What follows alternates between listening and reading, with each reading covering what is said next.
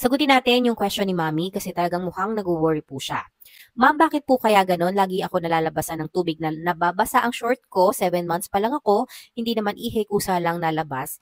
Hindi kaya lalabasan po ako ng panubigan? At your case, syempre observe mo na yung sarili mo, ma-differentiate mo yung wiwi at panubigan. Ang wiwi kasi, kusa din yung lumalabas kung talagang naiihi ka na. Pero ang wiwi is may kulay siya na yellow or turbid yellow.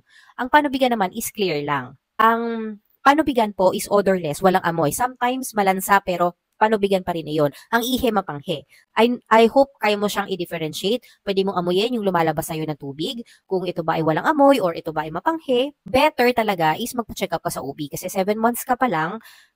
Pero kung nakakaramdam ka nga na may lumalabas na sa'yo, for example, sabihin nating panubigan nga yun, kailangan mo magpa-check up para mabigyan ka ng management ng OB-GYN mo kung ano yung mga ipapagawa sa'yo. Kasi alam mo, Mommy, ang panubigan dapat hindi yan lumalabas.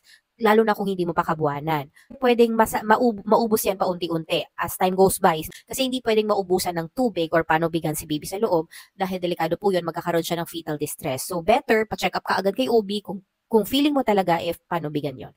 So I hope, Mami Sheila, this video helps you and yeah, go ka na sa OB mo.